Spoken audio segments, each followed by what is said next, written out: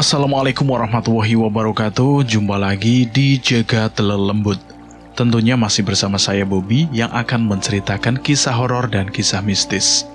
Apa kabar teman-teman semua? Semoga kalian dalam keadaan sehat selalu, panjang umur, bahagia selalu, dan sukses selalu. Oke, pada kesempatan kali ini saya akan menceritakan kisah horor yang berjudul Misteri Sungai Cipager. Cerita ini ditulis oleh Celeng Oleng.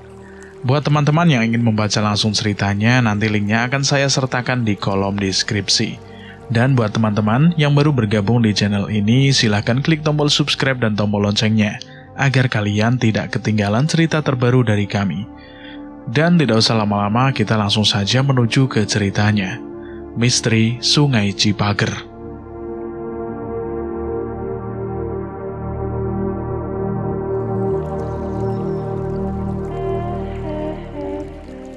Sungai ini berasal dari kaki Gunung Ciremai.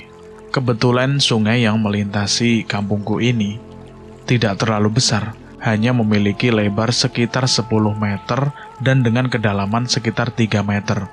Itu pun untuk yang dalam.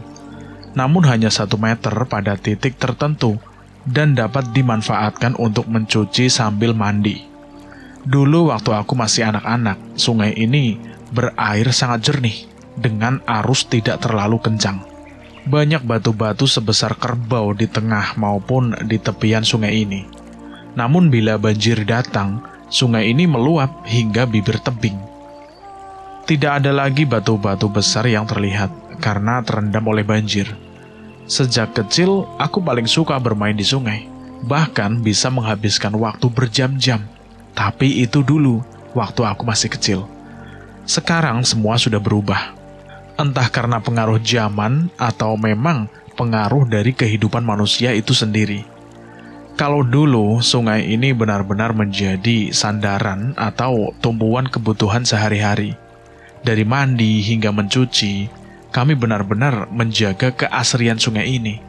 Namun kini, sungai ini telah banyak tercemar oleh sampah dan limbah pabrik. Kesadaran sifat sosialisasi perorangan sudah menurun. Dulu mereka mandi di sungai ini, kini mereka telah menggunakan air dari PDAM atau sumur bor, memakai jet pump. Sehingga mereka merupakan betapa besar jasa atau andil sungai ini bagi kehidupannya dulu. Mereka membuang sampah di bantaran sungai, yang akhirnya jatuh mengotori air sungai itu. Belum lagi limbah pabrik, seperti pabrik tahu yang mengeluarkan bau yang tidak sedap. Banyak kisah-kisah yang aku dapati sekitaran sungai Cipager ini. Dulu saat Indonesia baru merdeka, banyak bentrokan terjadi antar kelompok, dari yang pro pemerintah dan yang anti pemerintah. Ada yang menceritakan kalau di tebing dekat jembatan itu, dulu adalah tempat eksekusi tawanan antar bentrokan itu.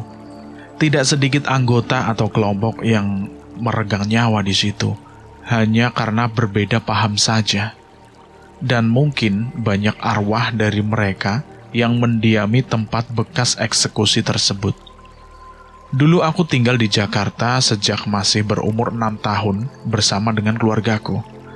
Setiap aku diajak mudik oleh uakku, yang terbayang di pikiranku itu adalah bermain air di pinggir sungai yang sangat jernih. Dan pada saat aku mulai besar, aku juga suka ikut mencari pasir dengan temanku. Pernah pada suatu saat aku menyelam untuk mengeruk pasir di bawah air. Ketika kepalaku keluar dari air, aku merasa ada yang melempariku dengan kerikil yang sangat banyak.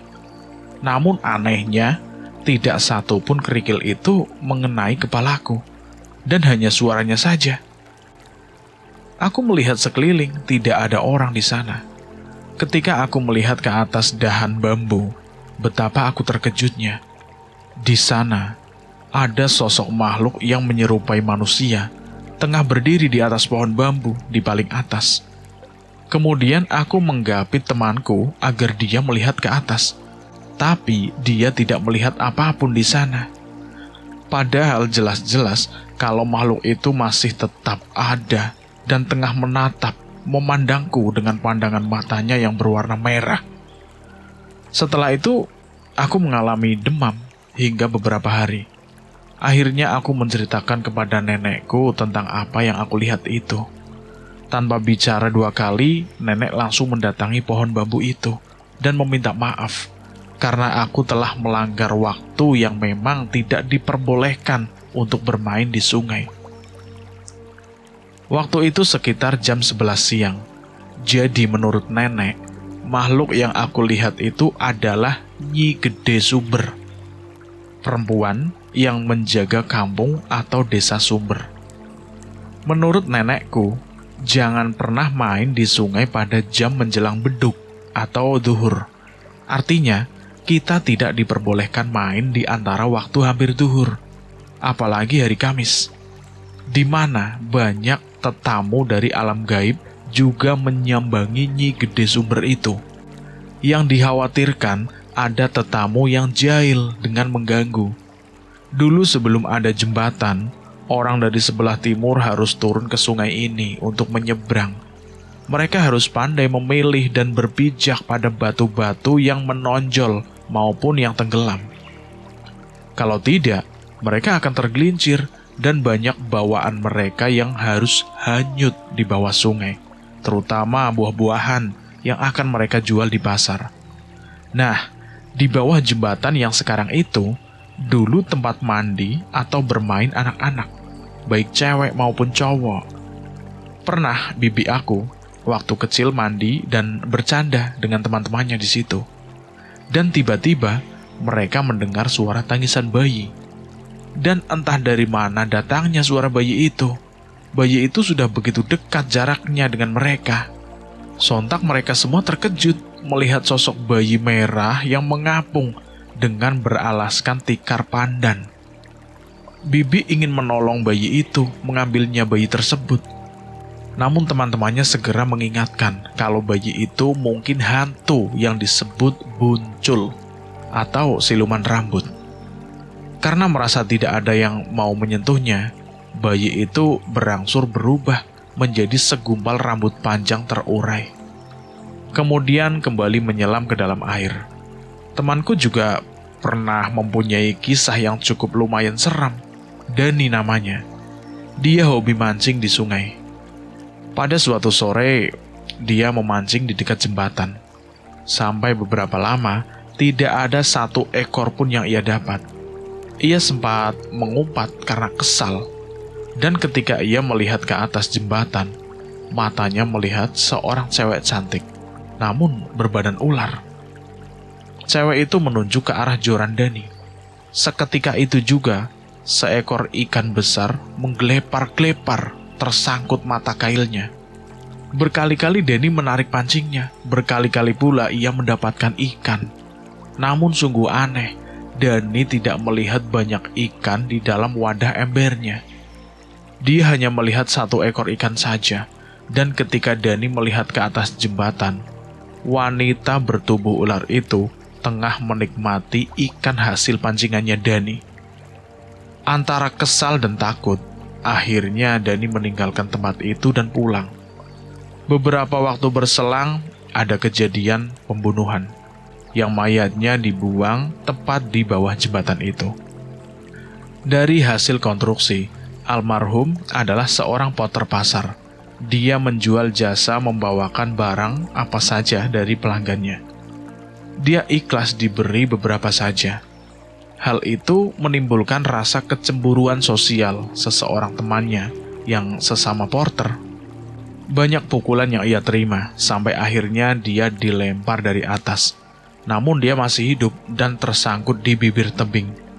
Pelaku kemudian mengambil tubuhnya, kemudian menyeretnya di atas jembatan sampai ke seberang timur. Kemudian berkali-kali orang itu dibenamkan sampai benar-benar tidak bernafas. Pagi itu sungai kembali dipenuhi orang, juga dari kepolisian ikut mengait tubuh yang terampung itu. Dan masih banyak lagi korban meninggal atau hanyut di sungai itu.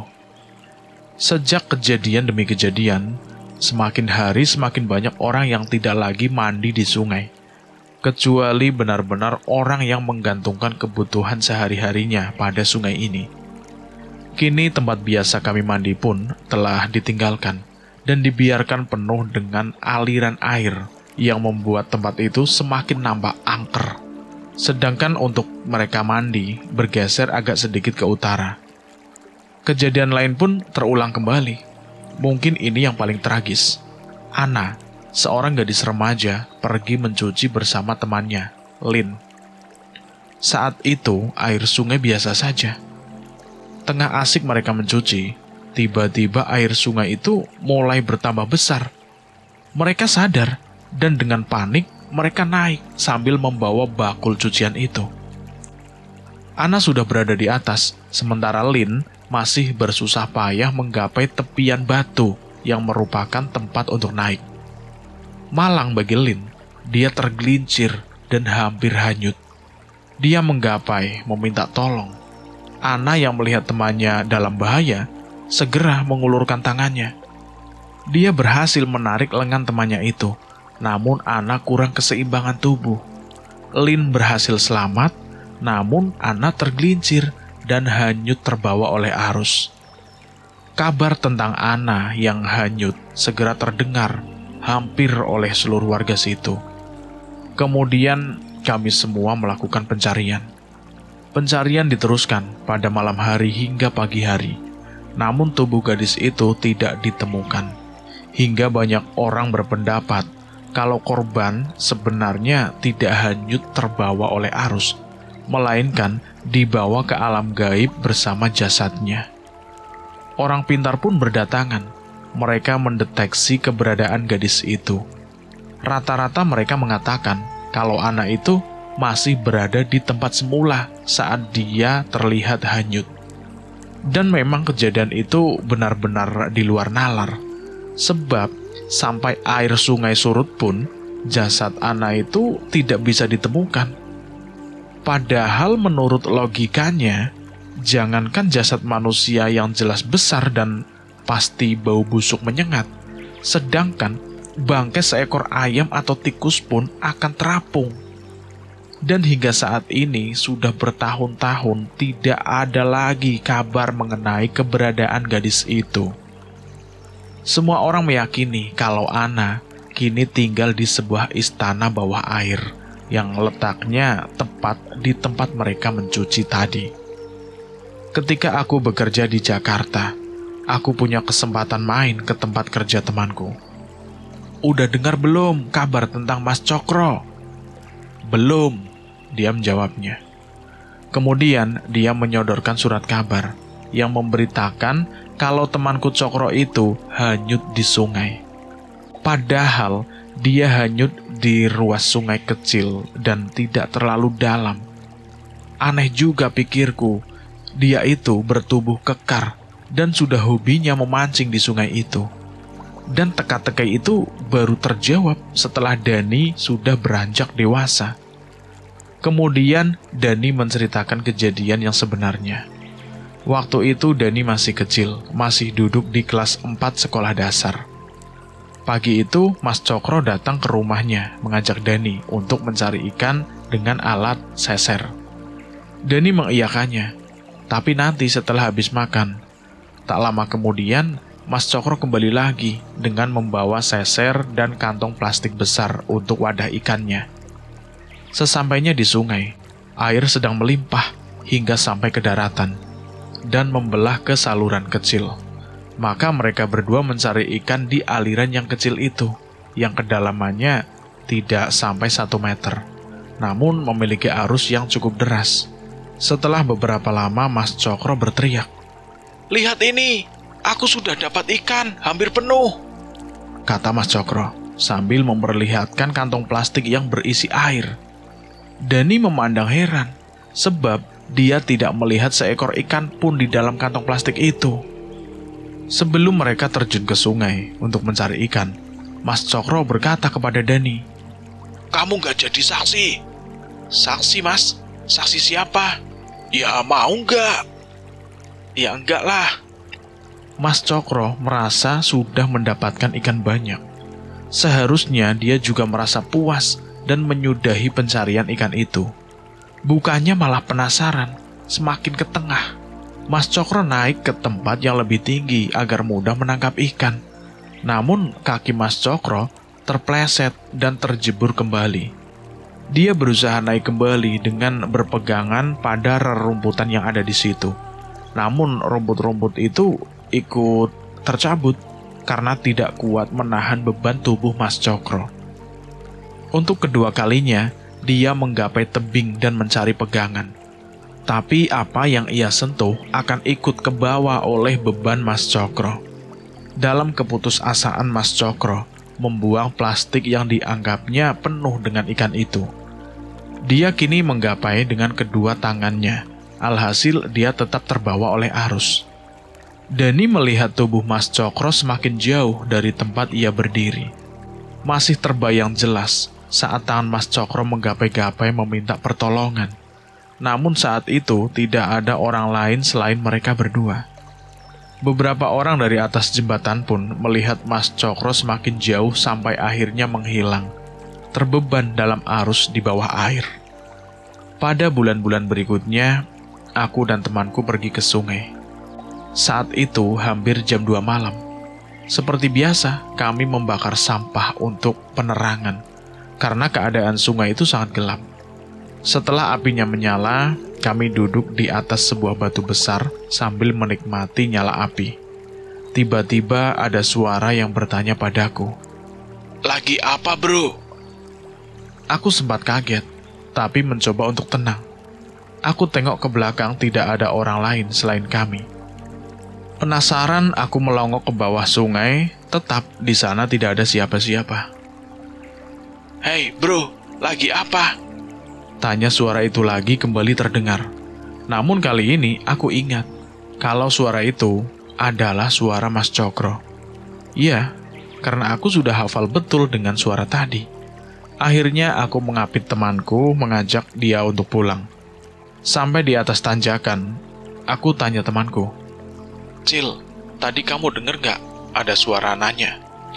Belum habis aku bertanya, Acil langsung lari meninggalkan aku. Pokoknya setelah ada yang hanyut atau mati tenggelam, sungai itu kembali sepi. Jarang orang mandi di sungai, kecuali orang yang benar-benar membutuhkannya. Terakhir yang aku dengar, sebab saat itu aku sedang di luar Jawa. Ini tetanggaku di depan dekat rumahku. Dia seorang lelaki tinggi besar. Sebelumnya dia tidak pernah mandi di sungai itu. Tapi entah kenapa siang itu menjelang beduk duhur, dia pergi untuk mancing.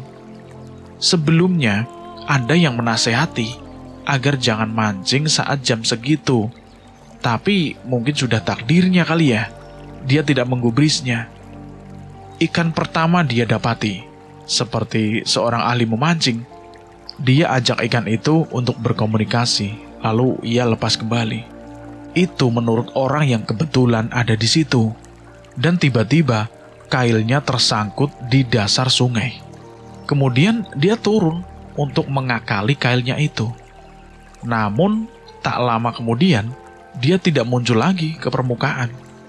Menurut yang melihatnya, dia kembali muncul ke permukaan, setelah itu kembali tenggelam lagi.